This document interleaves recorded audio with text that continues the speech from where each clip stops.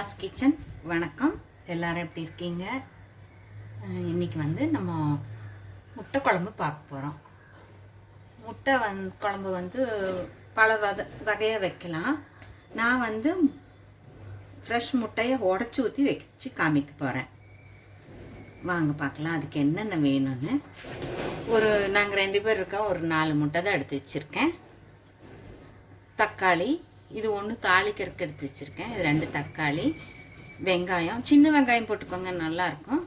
இஞ்சி போட்டு கொஞ்சமாக தேங்காய், நிறையா வேண்டாம், கொத்தமல்லி, கருவேப்பிலை, தாளிக்கிற கருவேப்பிலை, எண்ணெய், காஞ்ச மிளகா எடுத்து வச்சுருக்கேன், கொஞ்சம் காரமாக வேணும்னு சொல்லிவிட்டு. அப்புறம் அது கூட போடுறதுக்கு மஞ்சப்பொடி. இது மராட்டி மசாலா. ஏன் இது போடுறேன்னா, இதில் நம்ம பட்டை, கிராம்பு, பெருஞ்சீரகம், கசகசா, இந்த மாதிரி ஸ்பைசி ஐட்டம் எல்லாம் சேர்ந்தது. அதனால் எக்ஸ்ட்ரா நம்ம போட வேண்டாம், அதுக்காக இது வச்சுருக்கேன். அதனால் மிளகா கம்மி பண்ணிட்டேன். அப்புறம் தாளிக்கிறதுக்கு கடுகு, உளுந்து பருப்பு 2. அப்புறம் இதுவும் தாளிக்க எடுத்து வச்சுருக்கேன். இது வெங்காயம் வடகம், அப்புறம் மல்லிப்பொடி, மஞ்சப்பொடி, உப்பு, எண்ணெய், அவ்வளோதான். இதை என்ன பண்ண போகிறேன், இதெல்லாம் வெட்டிட்டு உங்களுக்கு வதக்கிட்டு காமிக்க போகிறேன். இது பாருங்கள், இதெல்லாம் வதக்கி வச்சுட்டேன். ஒரே ஒரு தக்காளி மட்டும் தாளிக்கிறதுக்கு எடுத்து வச்சுட்டேன். தாளிக்கிறதுக்கு இந்த பொருள் தான். கொஞ்சம் கருவேப்பிலை, கொத்தமல்லி,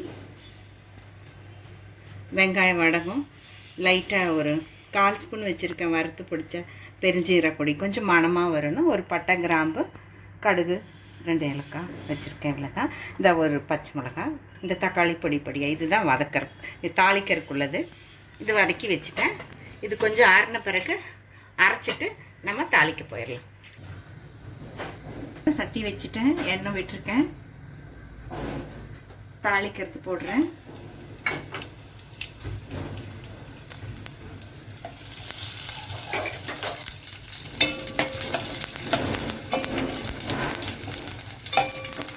முட்டை உடைக்காமல் வேக வச்சு போட்டோம்னா அது இன்னும் குருமா பண்ணுற மாதிரி இருக்குது.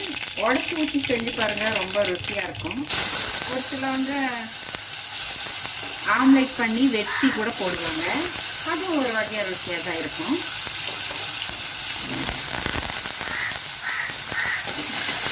இது ரொம்ப சிம்பிள். நம்ம வேக வச்சு மசாலா அரைச்சி வறுத்து அரைச்சா போதும். உடனே இது தாளிச்சா முட்டை ரெடி. உடச்சி ஊற்றணும், அவ்வளோதான்.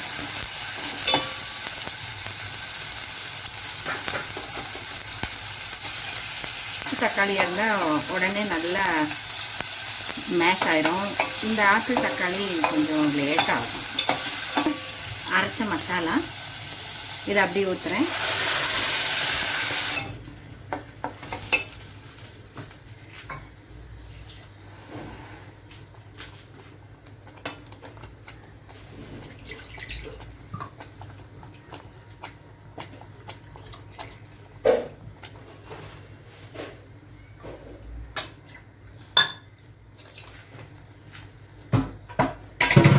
இனி நம்ம இதில் உப்பு சேர்த்து அளவாக தண்ணி வச்சு கொதிக்க வைக்கணும்.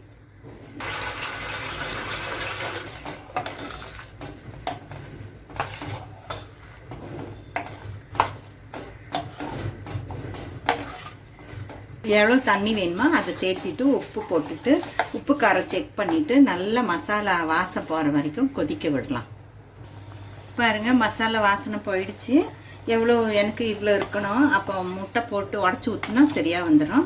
நான் இதில் சிம்மில் வச்சுட்டு இந்த முட்டையை உடச்சி ஊற்றுறேன்.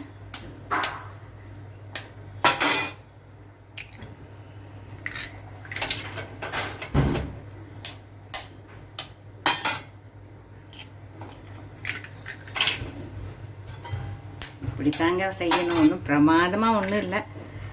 இப்படி உடச்சி ஊற்றினா நாங்கள் கலக்கக்கூடாது, நம்ம அப்படியே விட்டுடணும்.